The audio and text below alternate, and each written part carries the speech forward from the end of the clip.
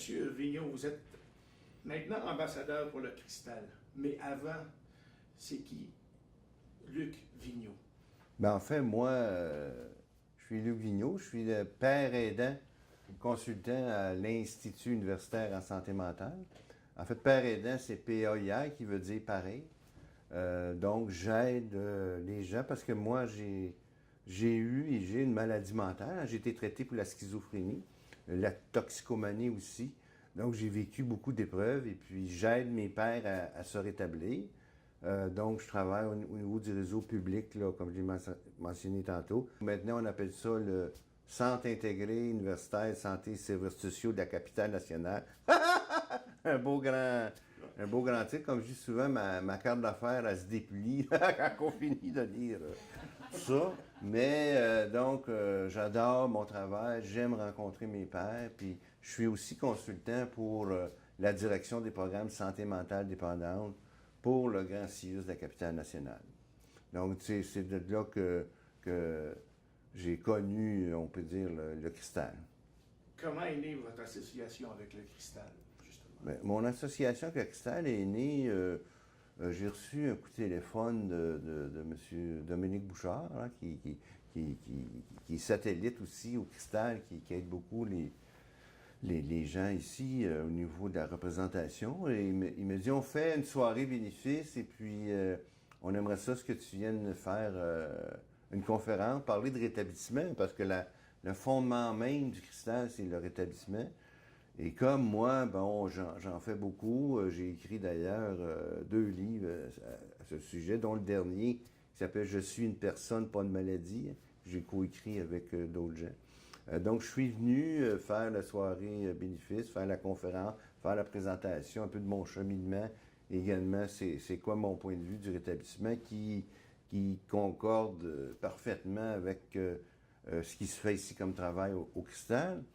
Donc, j'ai reçu un appel de Dominique qui m'a dit les sœurs, les Augustines, aimeraient beaucoup que tu sois leur ambassadeur. Alors, j'étais, bon, très honoré, très surpris.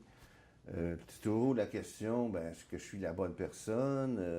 Je suis quand même pas une vedette là, connue dans la population. J'ai une certaine notoriété dans le réseau de la santé mentale, certes. Je suis connu beaucoup ici, puis en Europe, dans les universités en Europe, puis dans les... On m'étudie beaucoup, ça fait drôle de dire ça, parce qu'on m'a déjà condamné à plus avoir de vie, puis de travail, puis de famille, puis aujourd'hui, ben, j'ai une vie excellente, hein, donc c'est dans ce sens-là qu'on m'a approché, puis j'ai accepté avec grand plaisir, vraiment grand plaisir. Ça fait quoi être ambassadeur?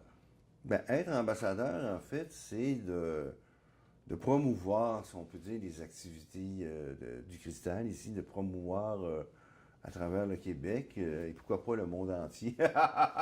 Parce que j'écris dans de la littérature scientifique qui est distribuée à travers le monde aussi, où je vais parler évidemment du cristal, de la façon de faire. Donc, c'est important en même temps de leur permettre à eux de recevoir de la clientèle, donc de pouvoir dire aux gens que c'est accessible, que vous pouvez y aller, puis que ça va vous permettre de grandir, puis d'avoir une vie pleinement épanouie. Mais également, c'est toute leur philosophie que je veux aussi promouvoir. Là, on a vraiment du concret, du solide. On passe de la théorie à la pratique. Comme présentement, ici, on est dans une salle sensorielle, là. Brièvement, ben, dans les hôpitaux psychiatriques, vous avez des salles d'isolement où on te déshabille tout nu, puis on te rentre là-dedans, on barre la porte, puis à tous les 15 minutes, il y a un petit carreau qui roule, voir si t'es encore... Moi, je l'ai vécu, puis je peux vous dire que c'est assez traumatisant. Je peux vous dire que c'est rock'n'roll, alors que dans les faits, ça prend vraiment un endroit beau, un endroit apaisant, un endroit où l'intervenant aussi reste avec toi. Hein, tu n'es pas enfermé tout seul. Puis des fois, c'est pas long, là, hein, quelques minutes, 10-15 minutes, puis déjà la tension, la crise tombe. Alors c'est sûr, moi, je veux promouvoir ça dans le monde entier. Parce que ça existe dans le monde entier, soit dit en passant. Mais il reste encore des hôpitaux, et surtout ici au Québec, qui n'ont pas ça, qui ne connaissent pas ça. Fait que donc, il y a aussi, pour moi, ce volet-là important. Donc, de promouvoir pour les gens qui viennent ici, mais aussi promouvoir leur approche, qui est vraiment à la fine pointe de tout ce qui existe là, au niveau santé mentale. Qu'est-ce qui, justement, démarque le cristal des autres centres d'à peu près du même genre? Qu'est-ce qui démarque beaucoup le cristal? Bien, venir ici, être admis, si vous me permettez l'expression, c'est pas compliqué. Il n'y a pas de règles à finir. Donc, vous avez qu'à vous présenter finalement. Vous pouvez être référé aussi. Mais c'est très simple et on vous accueille d'abord l'humain. Hein, on n'accueille pas un diagnostic ici, ça c'est important. D'abord, un diagnostic, quand tu fais de la réadaptation, c'est totalement inutile. Si tu veux aller vivre en appartement, que tu sois schizo, que tu sois bipolaire, ça n'a aucune importance. Hein. Est-ce que j'ai les habilités pour aller en appartement? C'est ça qu'on va regarder. Donc, premièrement, ça c'est ça qui est important. Puis également aussi, ce qui différencie le cristal des autres, c'est l'approche par le travail. Hein, Félix Leclerc a dit la meilleure façon de tuer un homme, c'est de le payer à rien faire. Mais ici, les gens qui travaillent ici ont tous quelque chose à faire. C'est pas de l'exploitation, entre guillemets, là, ça fait partie de leur traitement pour voir s'ils ont des habilités au niveau du travail, parce que après ça, ces habilités-là peuvent être transférables ailleurs, puis ils peuvent trouver un emploi dans la communauté. Donc, c'est ça qui est important, puis qui différencie le cristal. Si je peux me permettre une analogie un peu boiteuse, les sœurs qui ont bâti nos hôpitaux, c'était les patients qui faisaient marcher l'hôpital.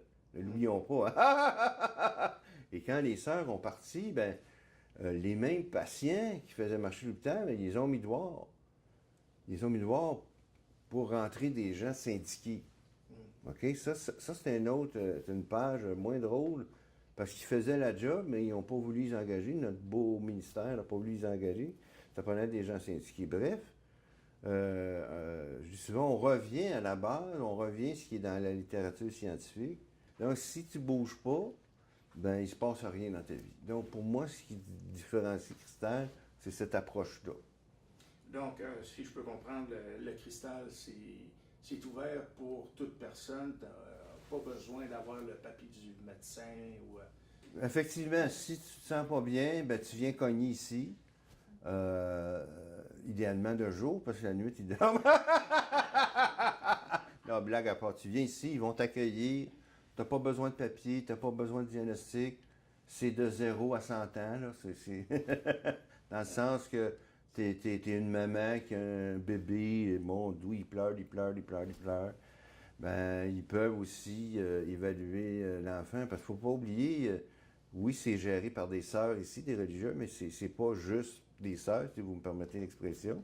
Ils ont tous une formation académique, certaines ont une maîtrise en soins infirmiers au niveau du rétablissement, d'autres ont des techniques au niveau de l'éducation spécialisée, etc. Donc, ils ont vraiment les compétences approuvées par le ministère de la Santé pour faire ce qu'ils font. Donc, un bébé, un adulte, un ado, aussi, il n'y a pas la cassure quand tu arrives à 18 ans, ils te mettent à la porte parce que, tu sais, dans le réseau public, voici, tu es maintenant un adulte, débrouille-toi. Alors ici, ben, ils continuent. Tu n'es pas mis à la porte, ils continuent à te suivre. Donc, c'est ça que je trouve merveilleux, puis que le réseau devrait s'inspirer. Hein? Il économiserait tellement en soins d'urgence s'il y avait un endroit où on peut aller cogner, puis qu'on n'a pas besoin de diagnostic, puis qu'on n'a pas besoin de tout réexpliquer sa vie au complet. Là. Ben, c'est ça que le cristal offre. Donc, vous êtes un fervent promoteur de la philosophie du rétablissement. C'est quoi au juste? Moi, je suis un fervent promoteur du rétablissement parce que j'ai été très, très malade. Malade au point de ne plus être fonctionnel, de ne plus être capable de me faire à manger, de ne plus avoir des relations intimes, des relations amoureuses. J'ai 2 enfants aussi, puis j'ai une difficulté à établir ces relations-là. Malade au point où tout le monde alentour de moi disait, ben Luc, il n'y a pas grand-chose à faire avec lui.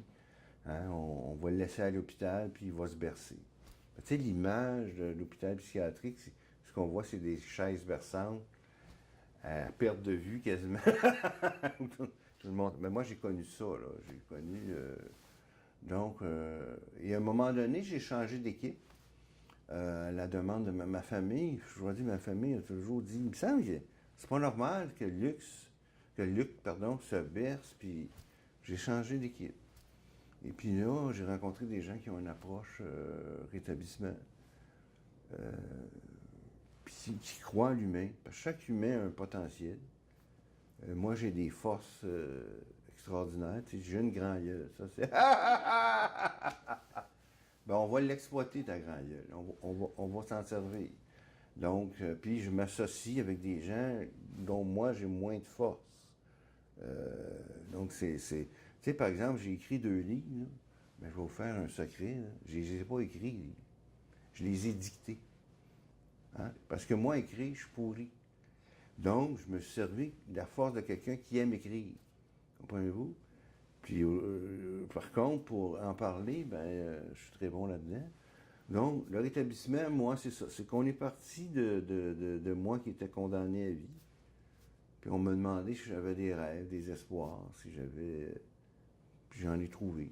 Tu sais, moi, je voulais être député à l'Assemblée nationale. On voit que je ne fais pas très bien. Hein? Mais bref, j'ai beaucoup de respect pour les députés. Mais en cours de route, j'ai changé d'idée. Mais mon idée de départ, c'était ça. C'est ce qui m'a mis, moi, en action. Puis il n'y a personne qui me dit, voyons donc, ça n'a pas d'allure, ça n'a pas de bon sens. Et donc, j'ai commencé comme ça. J'ai commencé à prendre soin de mon hygiène corporelle. J'ai commencé à prendre soin de comprendre la maladie que j'ai, la médication, etc. Puis comprendre que la médication, c'est un moyen. Mais le travail est aussi important que la pilule, puis le logement, la vie sociale, etc. Donc, ces gens-là m'ont redonné une vie. Donc, je suis revécu de nouveau. J'ai également mis de la spiritualité dans ma vie. Moi, je croyais plus en rien. Là, j'ai recommencé à croire. Puis en passant, même le cristal, ce qui m'a frappé quand je suis venu la première fois, j'ai pas entendu le mot bon Dieu une seule fois. Donc pour moi, c'est important qu'ils ne nous imposent pas leur foi à eux. Ils ont leur foi, mais ils ne nous l'imposent pas. Ils n'en parlent pas. C'est sûr, si tu veux en parler, ils vont avoir les bras tout grands ouverts. Mais ça, il faut d'abord casser cette crainte-là. On ne n'impose pas ça. Mais c'est important quand même d'avoir une croyance dans la vie si tu veux croire à une puissance supérieure, si on peut dire. Voilà.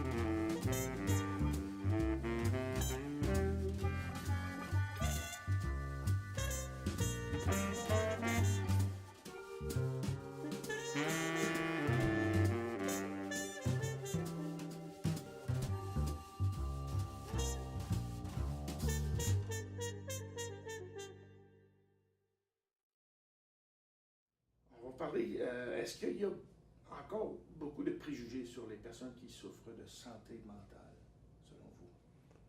Les préjugés en santé mentale, malheureusement, il y en a énormément. Il y en a beaucoup.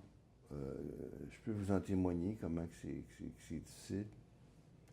Je donne toujours l'exemple, mon épouse et moi, on veut adopter un enfant de la DPJ et on nous refuse d'avoir accès à une évaluation parce qu'on a un dossier en psychiatrie. C'est gros, là. C'est pas on vous a évalué et on n'est pas sûr, là. C'est oh, vous avez été en psychiatrie, vous. Si vous êtes barré, c'est fini. Donc, on voit que l'autre chose qu'on vit tous les jours et qu'on est en train de régler, c'est pour ça que je me permets d'en parler, c'est le ministère de la Santé. Il n'engage pas des malades mentaux. Et puis, je suis content parce que le docteur Delorme, qui est directeur de la santé mentale, a dit à ses gestionnaires, vos services sont tellement pourris que vous n'osez même pas engager votre monde. Le monde, ils sont pas pourris, nos services. Ben, dis-moi ce que je constate. Oui, ils sont pourris, vos services.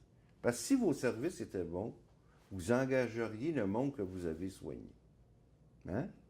Fait que ça a titillé le monde. Et là, il y a un programme qui est mis en place par le ministère pour être des employeurs exemplaires.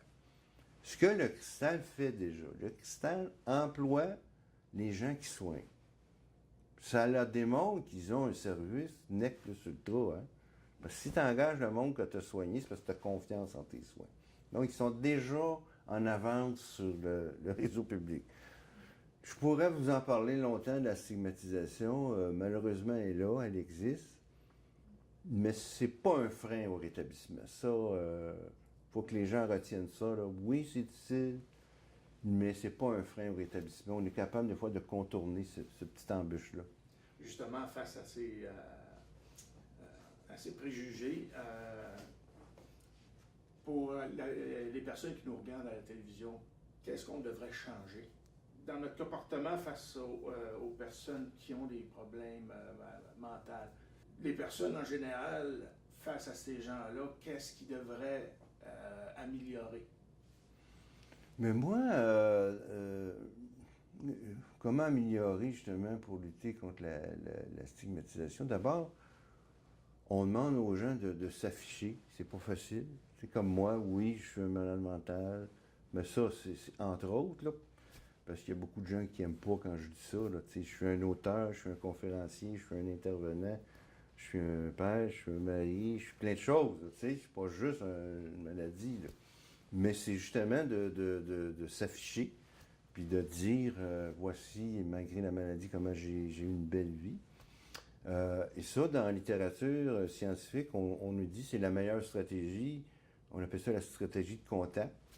C'est de s'identifier au travail ou dans ta famille sans prendre un porte-voix puis de mettre ça les premières pages des journaux, mais de dire, tu sais, moi j'ai eu un trouble de santé mentale, puis déjà, ça fait 2-3 ans qu'on travaille avec lui, il va bien. Donc ça fait tomber beaucoup les préjugés, donc c'est de le dire. Ça, c'est important.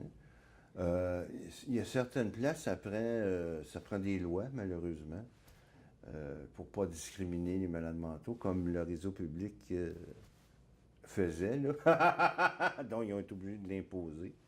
Alors, mais je pense que la meilleure façon, c'est de dire aux gens, exposez-vous, affichez-le. Puis si je peux me permettre, on a fondé un Facebook qui s'appelle Human Like Us, Humains comme nous. Allez voir, c'est des gens qui s'affichent, qui disent qu'est-ce qu'ils font dans la vie, comment est-ce qu'ils sont heureux. Puis en bas, on marque le diagnostic, c'est juste... il faut casser l'image du malade mental qui se berce, puis qui a une petite ligne de bave qui coule. Il faut casser cette image-là. Beaucoup de gens... moi, je travaille dans une clinique de première psychose. Des jeunes, puis parmi les jeunes qu'on soigne, on a des ingénieurs, hein? On a des psychologues, on a des gens qui ont des jobs épouvantables, qui sont diagnostiqués schizophrènes, hein, puis qui gèrent des budgets de Celui qui est ingénieur sur un chantier, là, il gère, je pense, c'est 21 millions. Il fait le job, il est capable. Tu sais, moi, je fais ma job. Il y a plein de gens. Mais ceux qui se sont rétablis ont tendance à se taire parce qu'ils ne veulent pas que ça leur nuise. Mais moi, je me suis inspiré des homosexuels qui ont fait la sortie de garde-robe. J'ai dit, ah, je trouvais ça. Parce que là, je dis, où je veux partir, où je travaille, un gros hôpital où je travaille, une activité que je vais appeler ma sortie de garde-robe. Je vais demander aux employés, je vais demander aux gestionnaires, bon,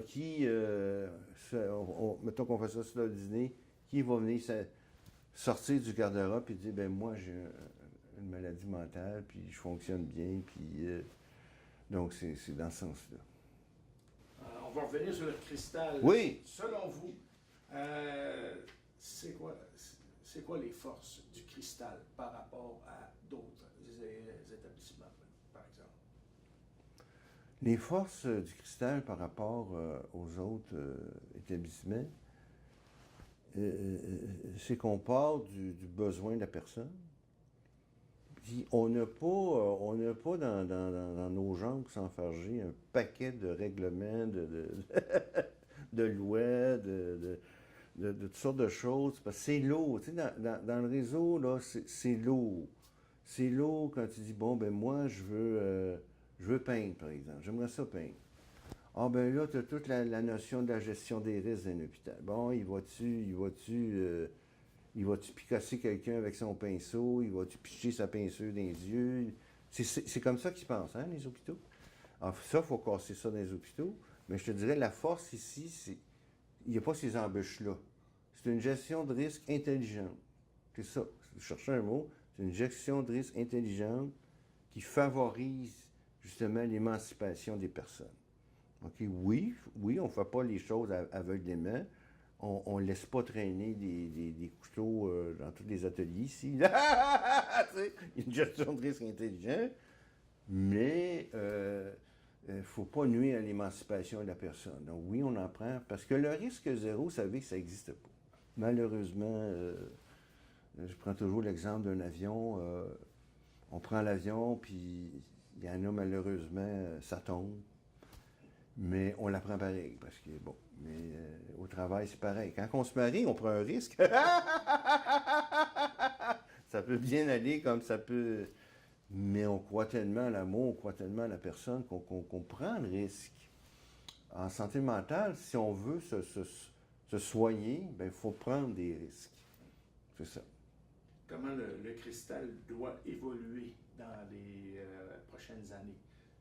Quelle évolution prévoyez-vous? Ben, comment je vois le cristal dans l'avenir? Moi, je pense qu'il y a une clientèle, je peux me permettre le mot, qui a peu de services. C'est nos militaires qui reviennent de mission, par exemple. Les militaires qui reviennent de mission vivent souvent un stress post-traumatique. Et tu sais, quand tu étais militaire toute ta vie, ça veut dire que tu étais pris en charge depuis l'âge de 20 ans. Hein, on te dit quoi t'habiller, quand manger, quand aller voir ton docteur, qui aller voir. Ouais, tu es pris en charge. Là, pouf, t'es lâché lousse. Et ça, c'est difficile.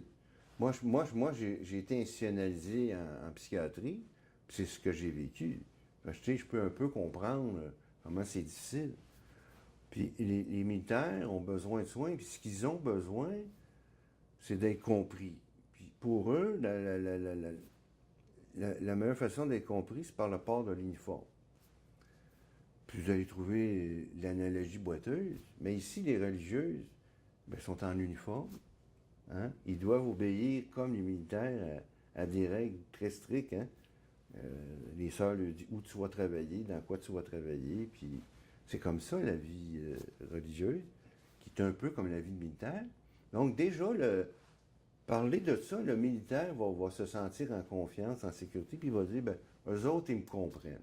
Moi, je vois très bien le cristal aider ces personnes-là. Puis en plus, on a une religieuse qui a été dans l'armée. Jackpot! Donc ça pourrait effectivement aider. Puis si je vois encore plus loin, évidemment, ça prend des sous, mais si on a une vision, on appelle ça dans la littérature le outreach, c'est-à-dire aller chercher les gens là où ils sont, aller voir dans le centre-ville, est-ce qu'il y a des gens en difficulté, le tendre la main, les amener ici. On fait ça beaucoup dans les grandes villes. Tu sais, par exemple, à Paris, j'aime beaucoup ça à Paris parce qu'il y a comme un numéro, là, si tu es itinérant, tu n'en peux plus. Quand tu fais un numéro, c'est 3 chiffres, je ne me souviens pas lesquels. Ils viennent te chercher, ils t'amènent dans un centre, tu peux te faire laver ton linge, manger, raser, coiffer, tout. Puis un coup, tu es sur pied, tu repars. Parce qu'on sait que les itinérants, des fois, c'est pas vrai que tu les prends et tu les mets dans une maison, puis l'itinérant, c'est fini. Ça serait trop simple! Il faut d'abord créer une confiance. C'est comme ça. Oups, une autre fois, ils vont rappeler, ils vont revenir. Comme ça, ils vont pouvoir créer les liens avec les itinérants, puis éventuellement, là, embarquer pour qu'ils puissent avoir un chez eux à eux. Là, fait que moi, c'est comme ça que je vois l'avenir du cristal. Puis j'espère y être associé longtemps, qu'ils vont vouloir me garder. Parce que c'est vraiment un beau privilège que j'ai d'être ambassadeur du cristal.